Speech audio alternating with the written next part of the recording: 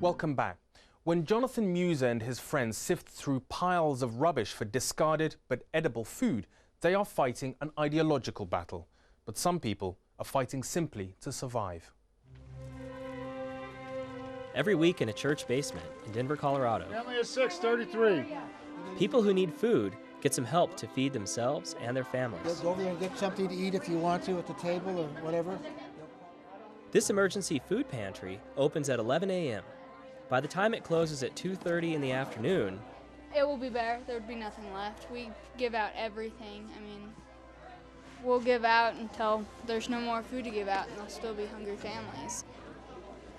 hungry families like Chris's Have you needed this resource very long, or? Oh yeah, I've been using this for off and on for about 3 years.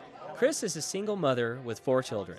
Like most of the people here, she has a job, but she still needs help putting decent food on the table. And even what she gets here won't be everything her children need. A lot of our food comes from the Food Bank of the Rockies, but most of what we can afford are the lower cost items, which means that we can't afford a lot of the proteins, even things like peanut butter, things that tend to cost 50, 60, 75 cents a pound. So we can get several hundred pounds a week of the pastas, some of the snack foods, the cereals, some of the canned goods, but even some of the canned goods, the more filling canned goods, the soups and things, tend to be more expensive. The thing is I talked to the managers. Talking to Chris, it's clear that she thinks food providers are not doing enough to find a place other than a dumpster or landfill for the food they don't sell, especially high protein items like meat. Oh yeah, because they don't want to help. They just want to do their job, get rid of the stuff and the heck with everybody else that actually needs the help. Volunteers at food pantries like this say they realize that grocery stores and supermarkets don't have to donate any food, and they don't want to seem ungrateful. But they believe the food that could do the most good is what's ending up in the trash. They'll have trays of meat, of chicken and steaks and pork loins. And as I say, even when it was things like refrigerated pasta and cheeses, I asked the manager if I could take those, and he said, no, none of the refrigerated things can go. There are some hunger relief agencies where meat is now on the menu. Each stub weighs about 45 pounds. Like Nashville's Second Harvest Project Preserve. When food banks are looking at, especially like building a new building, now the priority is putting a large freezer space in there. Operations like this may be the future of charitable feeding, cutting food waste by tapping into the reality of how food is now produced and consumed in the United States. We bring something in that's maybe getting ready to go out of date, like a meat item. We can bring it in there and freeze it, then we can pull it out and send it to one of our agencies. Use it at any time. Just extends the life of it. So, all food banks have had to struggle with trying to get bigger and bigger freezers and refrigerators because that's what gets donated to us. You've seen the freezer sections grow in the grocery store. That's what America eats. That's what gets donated to us because we buy, or not buy, but we have donations of short-dated product. I think there will always be more food produced than we can salvage. But to me, the real issue is not saving that food, but feeding the hungry people that need to be fed. So if we can reduce that waste while we're feeding these people, I'll be happy. I would love to say that we can make sure there's no food thrown away, but realistically, I don't know if that'll happen. Okay, that looks pretty good. Tonight, I'm preparing a meal for the people I live with from food I got from the dumpster. I'm gonna make some crepes because we had a lot of eggs. Here at the house, we have a code for dumpster food to make sure everyone knows what's in the refrigerator. We label it delicious. The word delicious doesn't have as much of a stigma as the word dumpstered, so it helps out to call them delicious instead of calling them dumpstered. Oh yeah. Besides eggs, we've found strawberries and unopened bags of spinach in what was tossed out by a grocery store. They're in the dumpster and they're going to waste and they're delicious. It's perfectly reasonable to make some crepes out of them and enjoy it. 1, 2, 3. Fixing dinner from what someone else has thrown away makes more than a meal. It also makes a statement.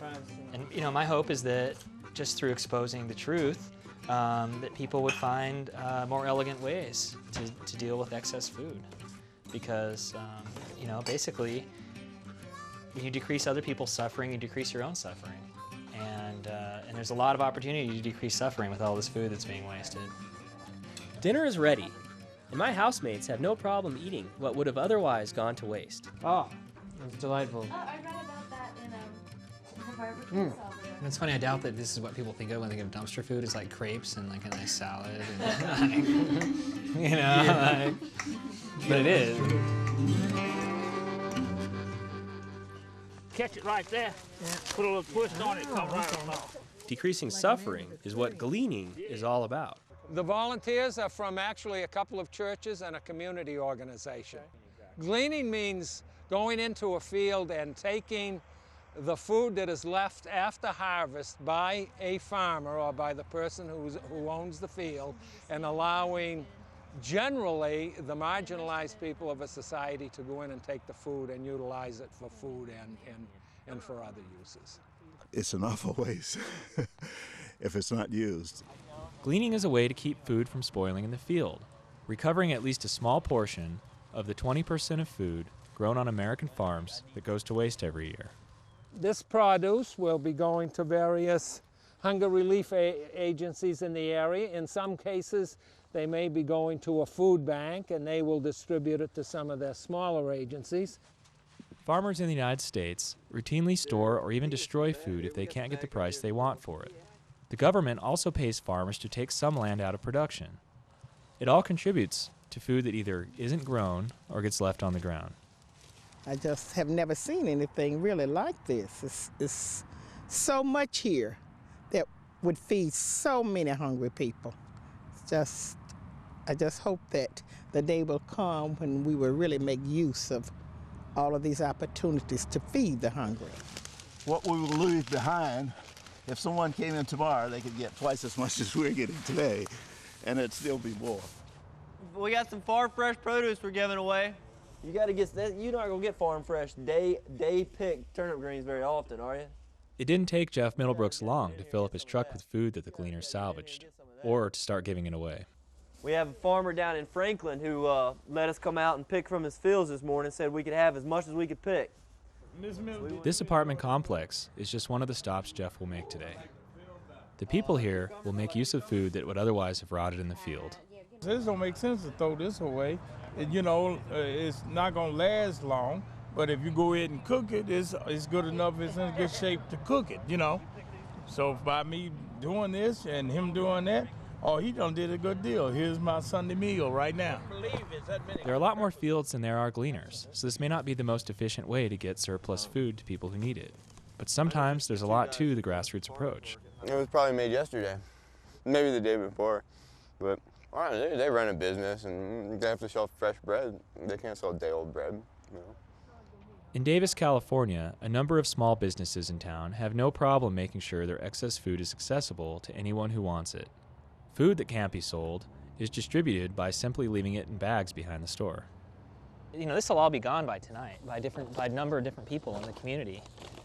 And so even though this is an ad hoc system, it's still a system that works pretty effectively. It doesn't have any overhead. There's no manager hired to manage this system. It's just very uncomplex. Oh, there's some dinner rolls in here. This is a locally owned bakery, and I think that's a big factor in its willingness to help people in the community in a way that larger corporations either can't or won't. People that are distanced from their operation and have large operations with managers who are feared that their jobs are going to be ended can't make those kind of top-level decisions that the owner of a company can to make more efficient decisions. This is obviously much more efficient and in some ways much more elegant than just throwing it away. Do we have any juice back here or chips? To me, the problem of wasted food is especially critical for children, especially children the government classifies as food insecure.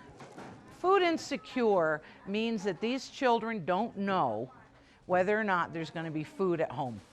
They don't know when they're going to get fed, and they don't know what they're going to eat. It's an enormous problem. Every Friday, the Glenarm Recreation Center in Denver, Colorado, uses both donated and purchased food to fill the backpacks of children who hardly ever eat a meal at home. During the week, they eat breakfast and lunch at school and have dinner here.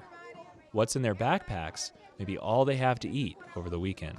A lot of the parents are saying this helps the children over the weekend because a lot of the food they can prepare themselves. Emergency food program managers say the big supermarket chains are showing more interest in donating unsold food, but nobody's quite figured out the logistics of distributing it. Distribution costs a lot of money. It costs a lot to have trucks that can deliver. It costs a lot to have the food. It costs a lot to have staff people. It's very expensive to distribute and get food out to the people who need it.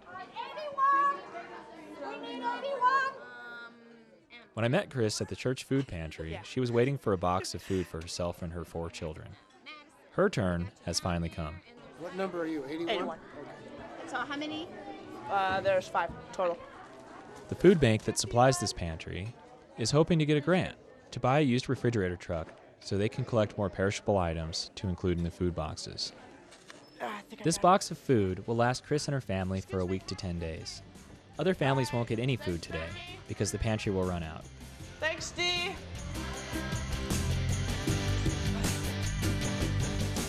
This is an entire box of these. When my family first heard about dumpster diving, they were upset.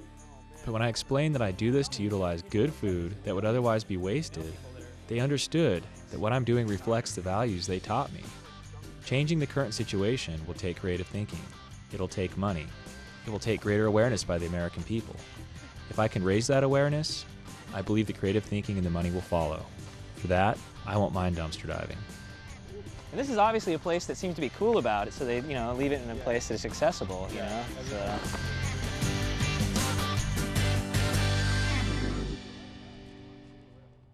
In the time that it's taken you to watch this program, more than 4 million kilos of food have been wasted in the US. Food for thought.